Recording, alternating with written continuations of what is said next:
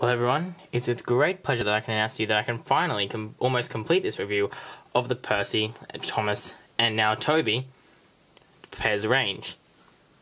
So now, let's have a look at this Toby, who, as we can see, looks very interesting. But when we contrast him to the earlier engines in this series, we discover some things which are very strange and shocking. Now let's look at Toby on his own. If we look at his face, a very nice front end, very nicely detailed, and as we see, something different is that his buffers have been painted black. Now he's got a CGI style face, which is very different from the other three engines in the range.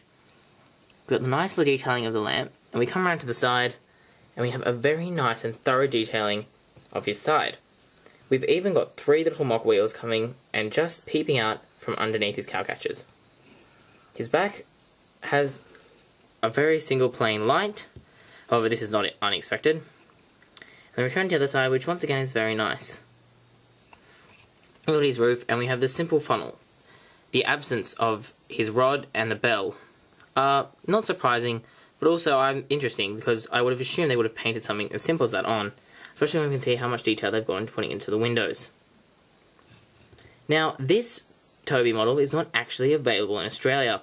It was bought especially from the US, and so is not actually considered part of the Australian Pez range. There we go, we're going to have a look at his little Pez writing. He's got the grey stick. Now we can move on to some interesting comparisons with the other. Something that jumps out straight away is the difference in size in these engines. If we have a look at Thomas and Percy, they are very much in scale. And even though James is in scale, despite having his small squash tender. But then we move over to Toby here, and immediately we see that due to Toby's large box-like shape, he's a lot smaller. His face, although being almost the same size, is actually a lot smaller, because it's square rather than round. And this means you look at that huge difference in the buffer sizing. So although he's a nice addition to the range, he really doesn't fit in with the previous characters in the series. Now another thing is to see how we've changed the level of detail. Like here, as we see, we've got just a simple red buffers. If we turn them all on the side, we've got very blank Percy. And they've got this very sort of, it's sort of like this, isn't it? If we order it in least decorated to most decorated, we can see that it's come a long way from these two engines here to this newest engine who's got like multiple different colours painted on the side and really livens up his engine. And I have a feeling Toby would be very nice as a thumb drive.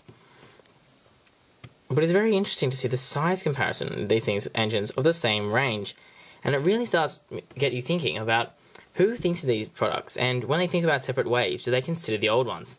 As we can see, if we look at the Bachmann models, we can see how they've progressed from being terribly faced and often poorly designed to the newest model, Diesel, which is amazingly and stunningly close to the original. So it was interesting to see that maybe if they redesigned Thomas and Percy, how big or small they would be. Because, as we know, all of the Steam Team bar Emily is available in Japan in Pez. But then why not in Australia and the US? That's a question for another time. I would like to actually now thank the donator of this to me for this review, Hiki Master. He's an avid collector of Thomas, but doesn't make as many videos as I do, and has a huge Trackmaster layout, which you can see on his channel, which is in the video description link.